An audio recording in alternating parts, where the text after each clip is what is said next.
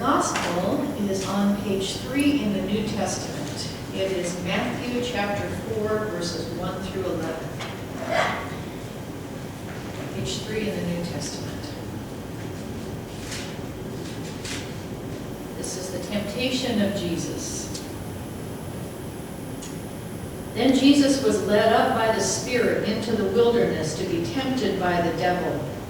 He fasted 40 days and 40 nights, and afterwards he was famished.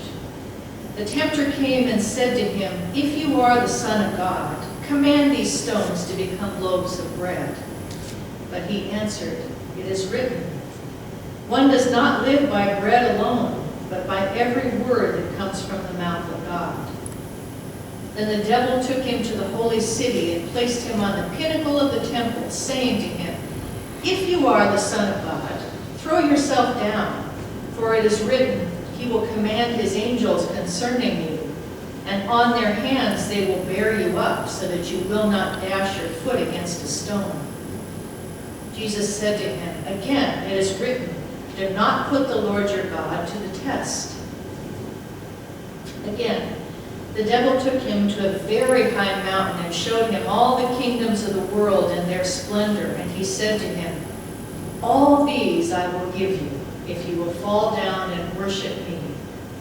Jesus said to him, "Away with you, Satan, for it is written, 'Worship the Lord your God and serve only him.'" Then the devil left him, and suddenly angels came and waited on him.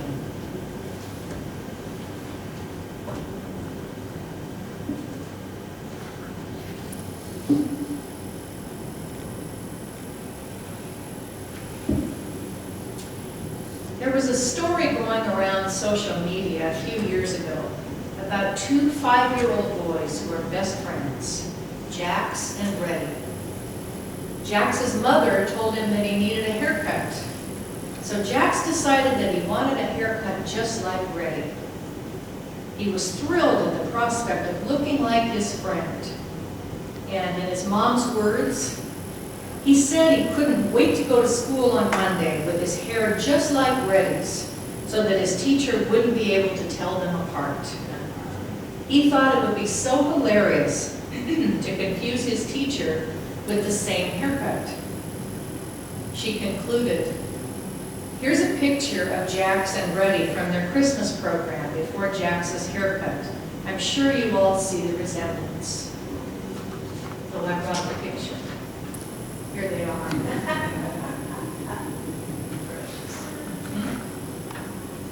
So, here's a thought.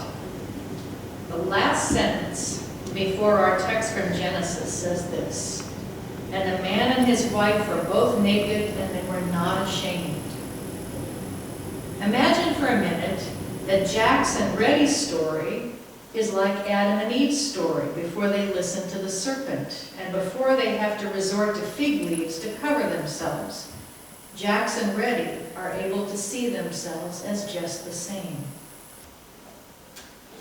Theologian Paul Neuchterlein says about this text, "I have used the phrase loss of innocence. When we talk of loss of innocence regarding children, we often speak of growing self-awareness. Actually, we probably misnamed this phenomenon. It's more like other awareness than self-awareness. So-called self-awareness is an ability to look at ourselves from the outside as if we were another person to ourselves. It's essentially being able to look at ourselves through the eyes of others. As we mature and lose our innocence, we become increasingly aware of how others see us, as having a big nose or frizzy hair, as being unattractive or attractive in various ways. These are the many messages we receive about ourselves regarding how others perceive us. He continues, "Is the story of Genesis 3, 1 to 7, relating a similar way to lose innocence? When a man and a woman see themselves only through God's loving eyes, their nakedness is not an issue. But the serpent introduces them to looking through the eyes of other creatures, and all the envy, seductiveness, and rivalry that goes along with such seeing, such desiring. Looking at ourselves through the eyes of other creatures, we notice what seems to be our nakedness. We too are now exposed to be objects of desire and envy for one another, mixed in with our rivalries. We lose our innocence. In other words, we begin to compare ourselves with others, with the result being that we feel superior or inferior to others in any particular moment. We envy, blame, and criticize each other. And the key to the success of the serpent is that the serpent brings out a feeling of mistrust, which they've never had before. God isn't asked directly about eating from the trees, but the serpent starts creating distance and mistrust right away by asking the woman what God has said. We might wonder, why would the serpent not ask God directly? Well, that isn't what the serpent wants. It's not simply information. It's to create a wedge between them, to create doubt about God's trustworthiness and uncertainty about God's care for them. The serpent attempts to sow doubt about God's command and desire for the fruit of this particular tree, which is the only one prohibited. The couple begins to look at that tree differently, and I will refer to both of them, because the man is present. We hear in the later verses that he was with her, he just wasn't talking. So there's an answer to all the centuries of the church blaming women for the first sin. This story is the archetype of sin entering into the world because of the eyes, which is one reason we need to be careful about looking at advertising, right? It's like the serpent is advertising what has been forbidden. Look at that tree. You've never really seen it before. It's unique. Don't you want it? Why should it be denied to you? Look at that car, that home, that town, that church. Isn't it better than what you have? Don't you want to change things? To have that something different just because it's attractive to you? And if you can't have it, do you envy those who do? Do you criticize and belittle because you would possess it differently? Your eyes will be opened, the serpent says. We might think that before this, the couple saw only themselves together and God. Philosopher Martin Buber calls a relationship with God I and thou. If the couple together were I and God were thou, what has happened here? Well, I think it's the creation of the third person pronoun.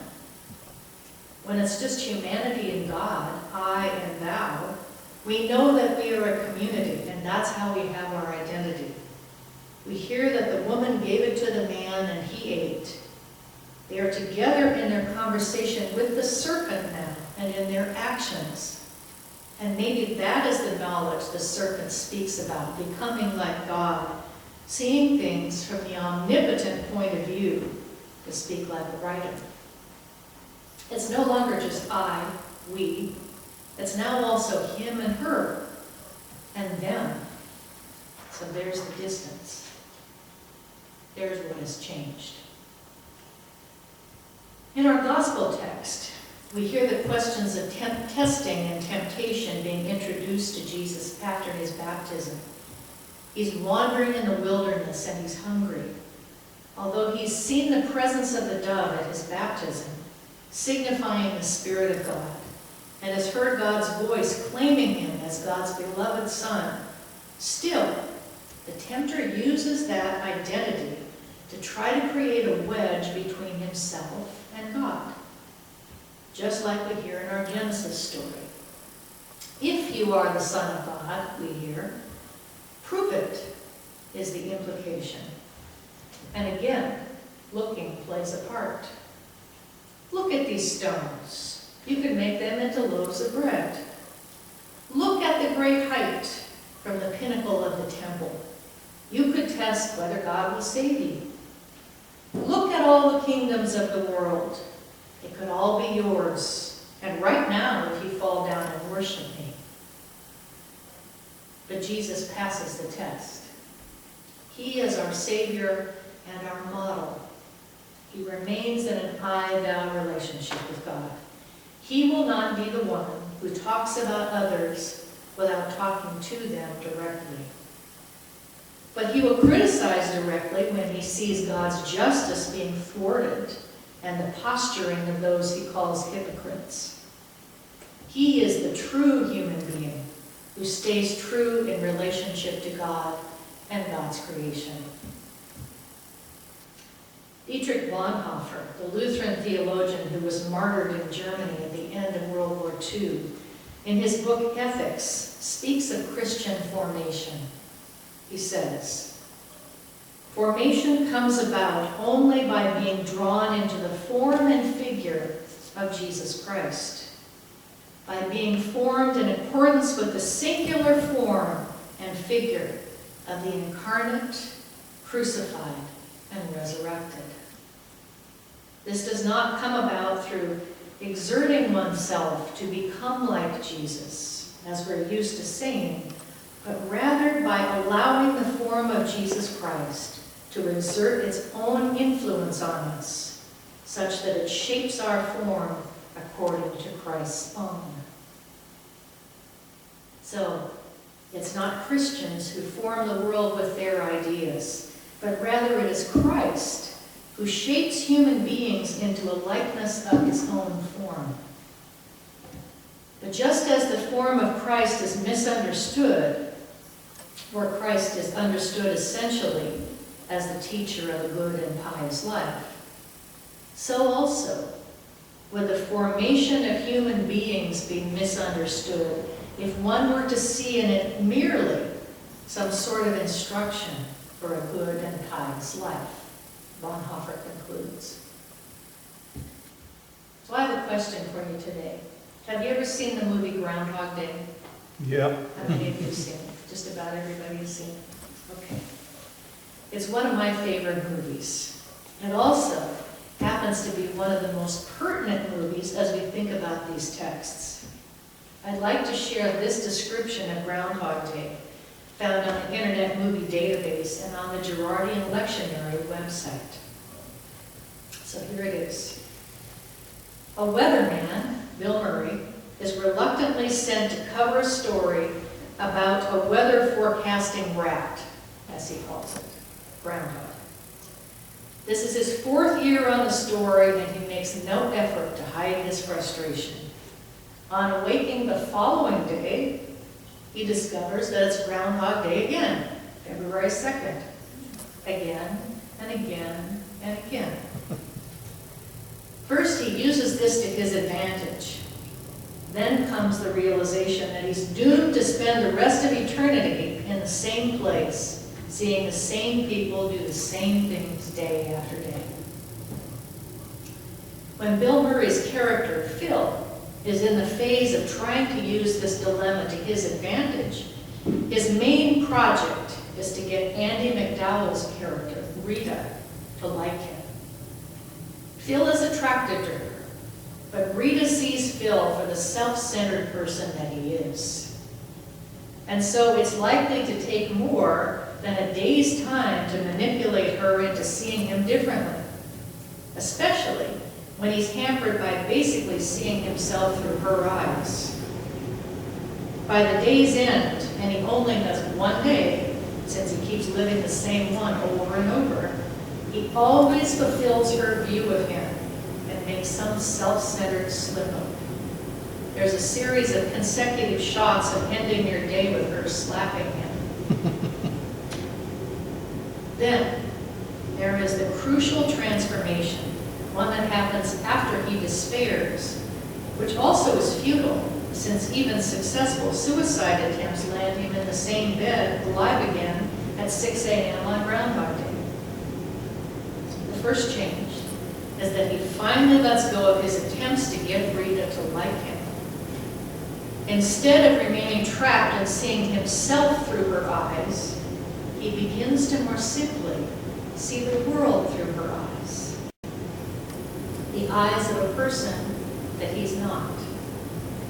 In short, Rita is self-giving rather than self-centered. She is genuinely caring in ways that don't seek to control or manipulate. Once Phil sets off on his day with this different agenda, he begins to look for all the times and places and people that he can help throughout the day. Phil catches a boy falling out of a tree, fixes the flat tire of several elderly women, and performs the Heimlich maneuver on the town's mayor, saving him from choking on a piece of steak in a restaurant.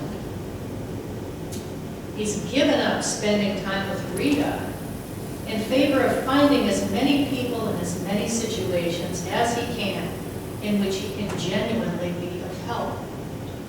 His day becomes so increasingly filled with helping the good people of Punxsutawney, Pennsylvania, that he begins to be treated as a town hero at the evening celebration. Then, another transformation takes place. When he was intentionally trying to manipulate Rita's view of him, Phil kept fulfilling it, living up to the way he saw himself through her eyes as a self-centered jerk. But finally, treated as the town hero by the scores of people he's helped throughout the day, Rita's view of him has changed by seeing him in a brand new light through the eyes of his many admirers. Hers is not the perfect love of God, but it is enough to finally get him to February 3rd. Once again, Bonhoeffer says, "It is not Christians who form the world with their ideas, but rather it is Christ who shapes human beings into a likeness of his own form." Looking around at the townspeople, Phil has fallen in love. His actions originate in love, not manipulation. It's possible for our eyes to be opened in another way so that we look at other people and see what God sees, rather than what we envy, desire, and criticize. We still have the third person point of view, and we know that we are individuals. We have lost innocence, that is true.